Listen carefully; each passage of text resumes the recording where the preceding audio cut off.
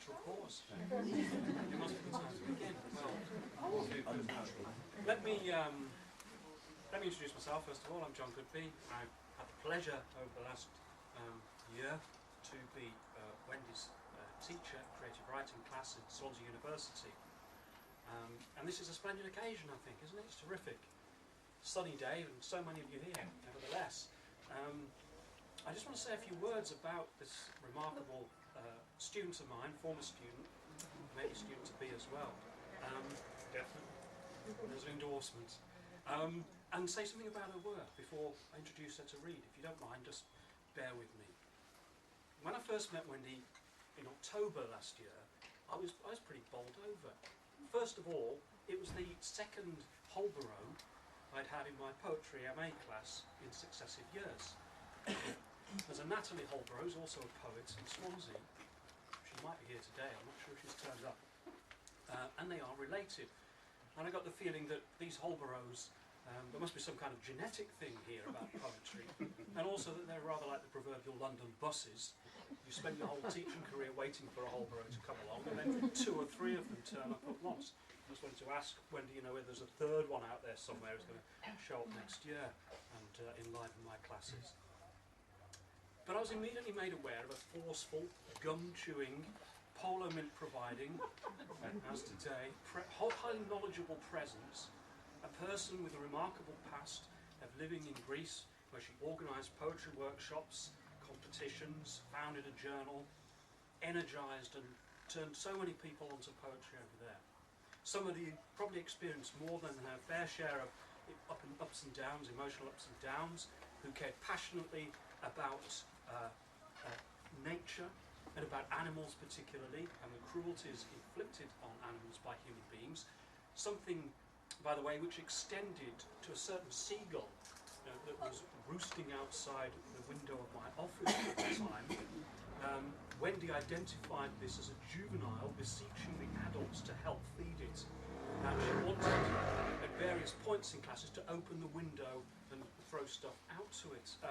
I had visions of an albatross-sized creature crashing around my office, making a mess.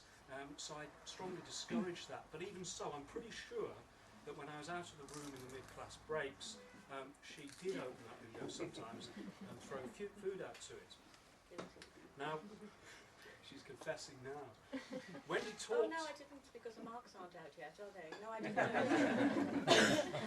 Wendy talks in class quite a lot. Okay, a lot.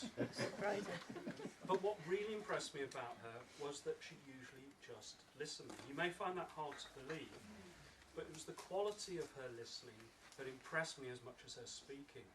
Usually when you talk to students, even creative writing students, who are some of the very best, the listening is slightly dutiful and can be quite passive. You know that you're lucky if 50% of what you're saying is being understood, but with Wendy I could see that it was an active listening, and I got the sense that everything was being absorbed, filed away for future reference. What this was about immediately became evident in the extent to which she showed that she was open to new ideas, new ways of doing things. Now, usually with older writers, I realise I'm on thin ice here, usually with older students, as you might expect, there's a reluctance to change their approach. They think they know as much as you do in some cases, and sometimes they do. It's old dogs with new tricks.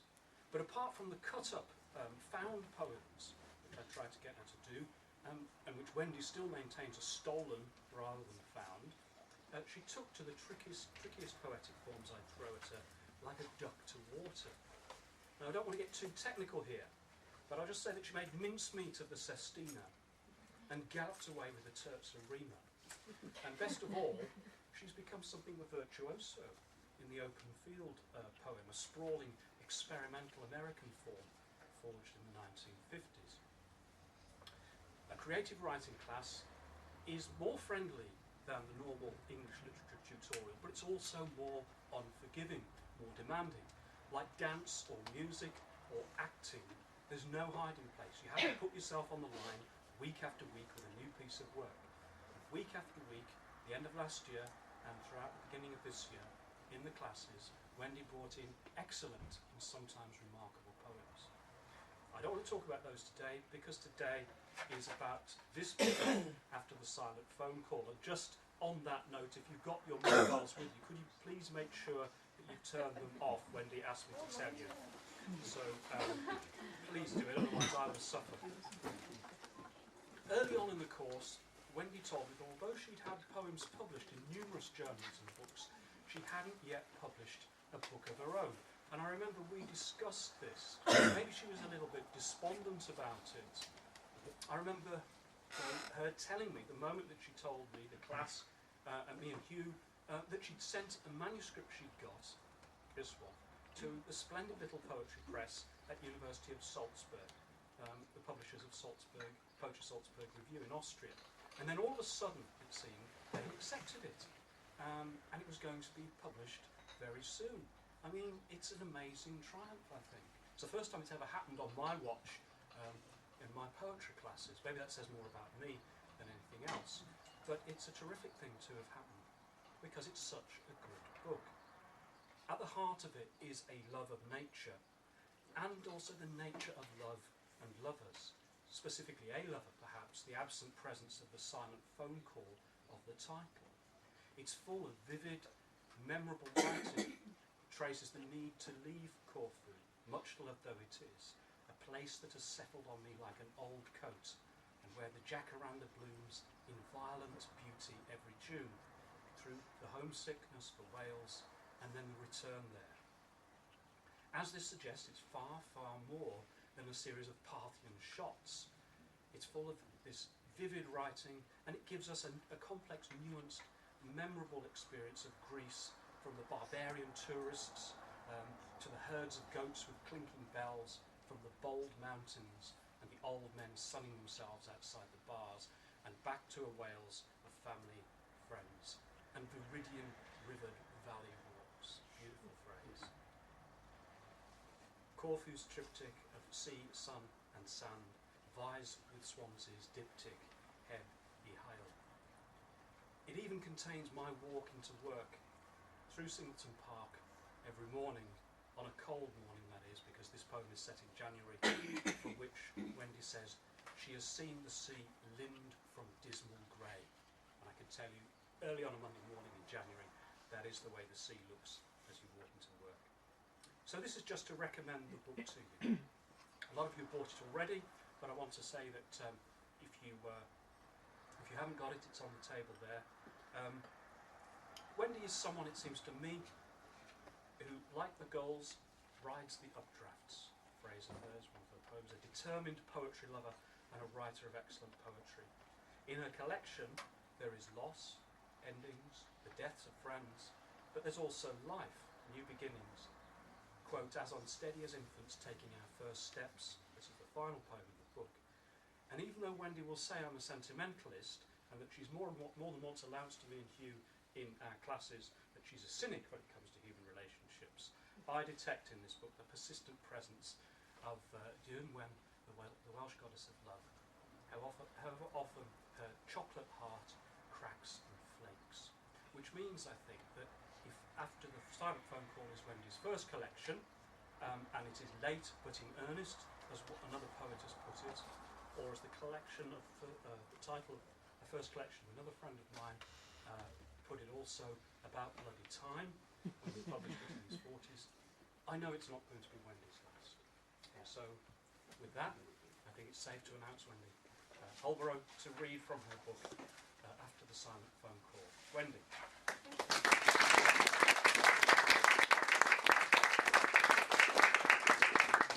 I don't think I can eat one of those while I speak. I'm not quite sure how to follow that. I feel a bit of a fraud now. Thank you, John. Thank you. I'm not going to read every poem from this book, otherwise there would be no point in you buying it. But I'm just going to try and follow the narrative through the book a little bit. But before I start, I just want to say a couple of thank yous to John, obviously, for coming to host the event for me, and to Sarah and the staff at the library for giving us such a welcome. To to the Williams family for all the cakes they've made. And that you can go afterwards to have more cakes, so don't worry, okay? They'll still be there. Well, possibly. I'm not sure who's round the corner there eating them at the moment. For Fiona for offering to sell the books, but actually, in retrospect, she was coerced. And also to the editors of Poetry Salzburg Press, Wolfgang and Andreas, for not only believing in me and taking the book to publication, but for doing it so quickly and efficiently. Because sometimes if you were to get an offer of publication in Wales or other parts of the UK, they might say, yes, you'll be on our list in 2019. Well, thank you very much. I don't want a posthumous collection. So they were very quick. It took 6 months from them getting the manuscript to it actually arriving in my house. So thank you, and I hope if these videos turn out well, they will hear my thanks. So, fiddling with the pen. The title after the silent phone call. Several people have asked me, well, how can you make a silent phone call? But you know, sometimes you just want to pick up the phone and hear somebody's voice. And maybe it's somebody you don't want them to know you're on the other line, you just want to hear them. And also the first poem I ever had published about 25 years ago, which was a very exciting moment, was called After the Silent Phone Call. But it's not the poem of that name that's in this book, it's a different, not so good poem, but it was still exciting. Now, the narrative in this small volume is about, as John said, me leaving the UK, going to live in Greece, in Corfu for 14 years, and then my return to Wales 4 years ago, nearly now. And in fact, Theo Dorgan, in his endorsement on the back, says it better than I can. He says, "These poems may be read as a narrative, rich in persuasive detail, of home and exile, a negotiation between what has been left behind and what has been attained or half attained." So there was a lot of saying goodbyes at the time. You know, it was a big move. And goodbyes to friends, family, ex-lovers, the homeland. And the first few poems in the volume are goodbye poems, if you like. And I'm going to read the second poem in the collection, which is called Focus. Ignore the whole of the woodland with its varying heights, colours, diversity and density. Zoom in on a single tree. Its bark differs from others. Note how the branches hang, how the twigs splay from each branch. Observe the foliage, the mass of leaves, the powerhouse of the tree. How the petiole attaches the leaf to the twig. Concentrate on one leaf, its labyrinth of veins, its midrib, how each lamina has molecules to transport food, water, minerals. These are the minutiae that keep it all alive, its destiny and ours. Only in the last months of his life was my father aware of the trees near his window. He watched the changes from spring green to autumn fall, his lungs a dry crackle, his death quicker than the last fall of leaves that tremble, dreading autumn. And then the next poem I'm going to read has actually been shortlisted for several competitions, and it's called Iced Over. Compare the polar bear that weathers the cold by imitating death in its wintry lair to your silence, which refuses to give breath to my unmelting love, tugged into the esurient freezing sea, slicing through the ice, So cold, so old is our fossilized love. Once I cupped the final breath of a frozen bird in my icy hands. Now I hold the death of your love to the screen of ice that separates us. In my icy dystopia, I wait for the sun to unbalance the ice, to seek a ballast of stepping stones, to reach you through the unbreachable wall of ice. You enter ground, petrified, scrabbling fingers of a nervous breakdown. I slip through the crackle lure of the future we had painted together. It was our fraught life, not our love, that was immiscible, cinching me in, inch by crushing inch. And the last poem dealing with farewells is called I Brave the Winter Wind. I brave the winter wind. It propels me along the promenade. I watch the sky and sea coalesce to simplify the seascape. I listen to mandrake screams of seagulls as they cannonade, almost blown into my outstretched hands, their wings arcing like aching arms. Along the promenade, arched firs weave, some finger-thin, some slanted and thicker like thumbs, which slip into furry mittens, darkening from green to black as light diminishes and night deepens. As if prescient, they wave as I vacate these shores for the last time.